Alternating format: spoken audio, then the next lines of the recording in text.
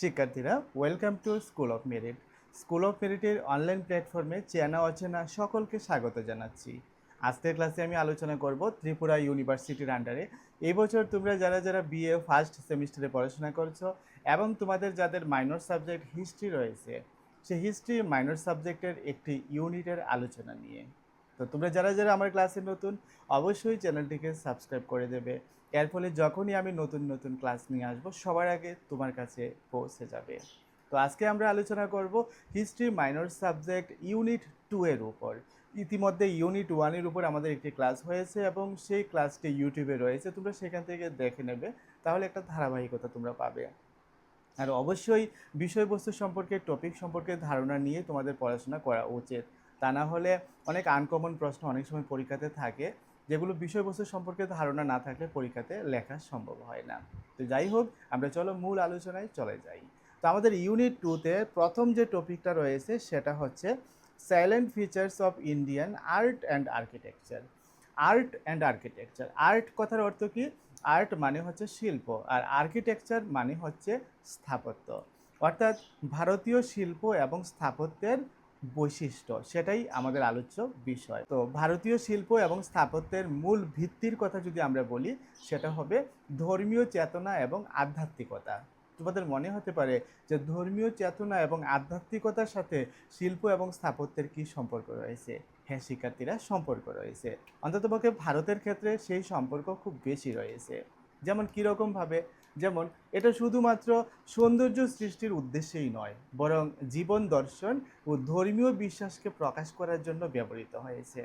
অর্থাৎ এই যে ভারতীয় শিল্প এবং স্থাপত্য, ভারতীয় শিল্প এবং স্থাপত্যগুলো যে তৈরি করা হয়েছে, সেটা শুধুমাত্র সৌন্দর্য বৃদ্ধি করার জন্য নয়, তার সাথে জড়িত রয়েছে জীবন দর্শন, জড়িত রয়েছে ধর্মীয় বিশ্বাস।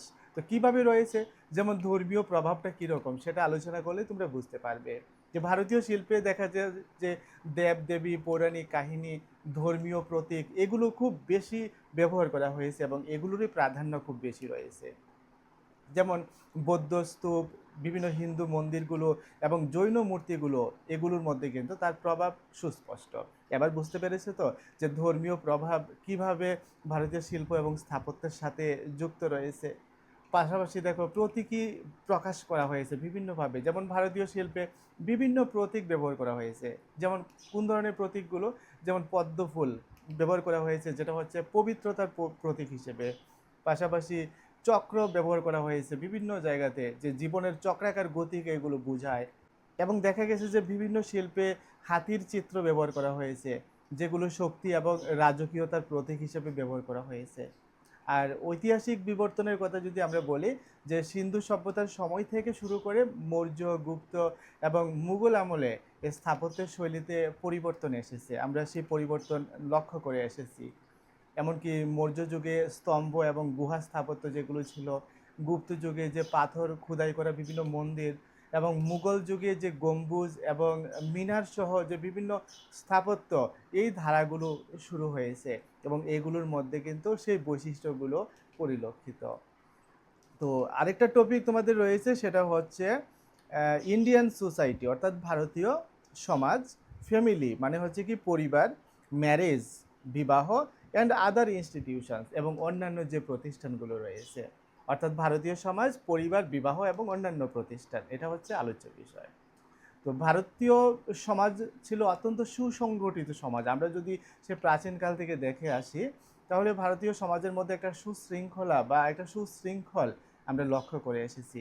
কিছু গুরুত্বপূর্ণ প্রথার মাধ্যমে এই সামাজিক কাঠামো বজায় রাখা হতো। কোন ধরনের প্রথাগুলো? যেমন প্রথমত যৌথ পরিবার, জয়েন্ট ফ্যামিলি যেটাকে আমরা বলে থাকি। তো ভারতীয় সমাজে এই যৌথ পরিবার প্রথা অত্যন্ত গুরুত্বপূর্ণ। তো এখানে একাধিক প্রজন্ম এক ছাদের নিচে বাস করে এবং পরিবারের যে প্রবীণ সদস্য, সেই সদস্যের সিদ্ধান্ত মেনে তারা চলে। তো এটা পারস্পরিক একটা সহযোগিতা বা বন্ধন, যেটা এটাকে কিন্তু অনেকটা সুদৃঢ় করে।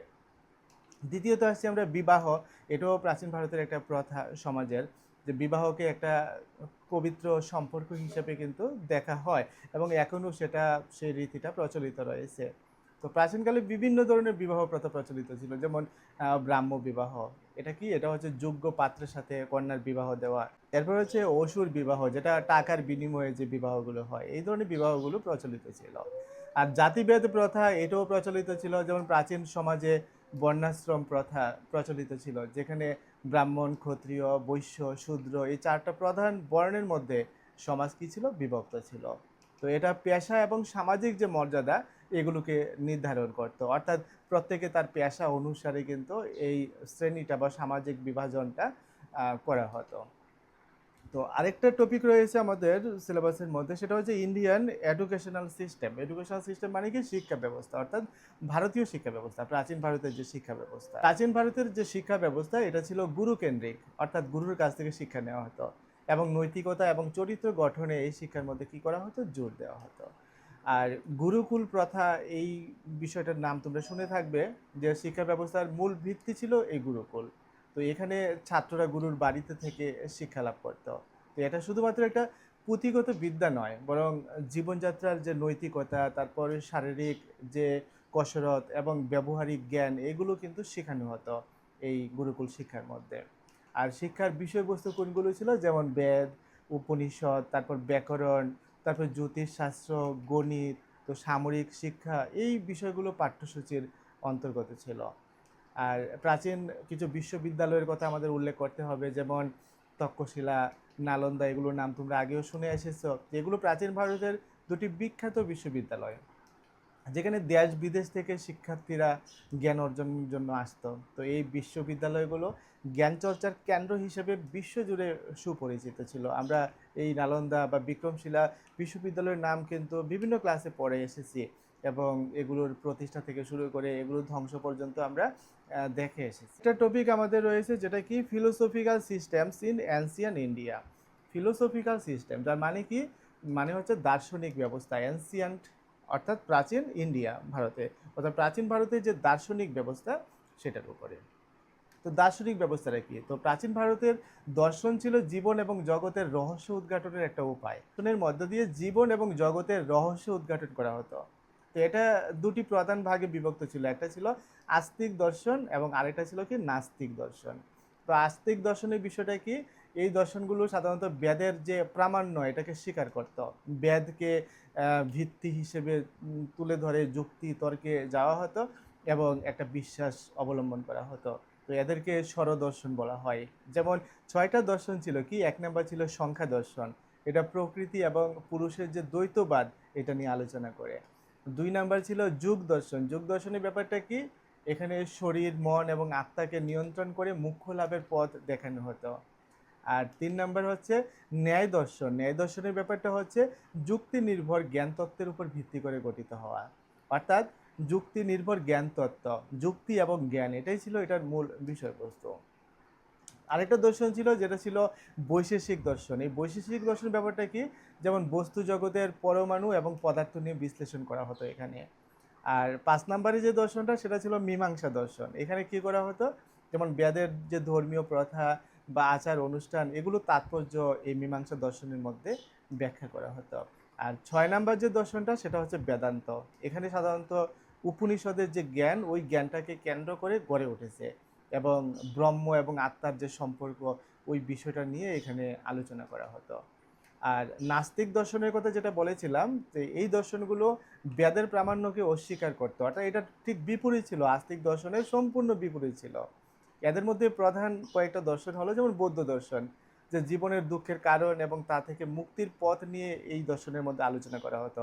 গৌতম বুদ্ধ এই দর্শনটা সাধারণত উদ্ভাবন করেছিলেন, প্রতিষ্ঠা করেছিলেন। তো জৈন দর্শনের কথা বলতে পারি, যে অহিংসা এবং আত্মনিয়ন্ত্রণের উপর জোর দেওয়া হতো এই জৈন দর্শনের মধ্যে, এটাও নাস্তিক দর্শনের মধ্যে পড়ে। তো আরেকটা দর্শন যেটা সেই আস্তিক দর্শনের বিপরীতে গড়ে উঠেছিল, সেটা হচ্ছে চার ভাগ দর্শন। তো এটা সাধারণত একটা বস্তুবাদী দর্শন, যা কেবলমাত্র প্রত্যক্ষ অভিজ্ঞতার উপর বিশ্বাস স্থাপন করে, অর্থাৎ যা দেখছি যা শুনছি সেটাই সত্য, এর বাইরে আর কিছু নেই। এটা ছিল ওই চার ভাগ দর্শনের মূল বিষয়বস্তু। তো এই ছিল আমাদের আজকের এই বিষয়বস্তুগুলোর উপর সংক্ষিপ্ত আলোচনা। আশা করি এই আলোচনা থেকে তোমরা ভারতীয় সংস্কৃতি এবং সমাজের সামগ্রিক একটা চিত্র তোমরা ক্ষুদ্র বা স্বল্প পরিসরে তোমরা পেয়েছো। আমাদের যদি কোনো রকম প্রশ্ন থাকে এই বিষয়ে, তো অবশ্যই আমাদের কমেন্টে জানাতে পারো। তো এইভাবে আমাদের প্রতিটা ইউনিটের উপর তোমাদের আমি ধারণা দিয়ে যাব। তো আগামী ক্লাসে আমরা ইউনিট 3 নিয়ে আলোচনা করব। অবশ্যই তোমরা ইউনিট 3টি দেখার অপেক্ষায় থাকবে। তো আজকের মতো এখানেই শেষ করছি। প্রত্যেকে ভালো থেকো, সুস্থ থেকো।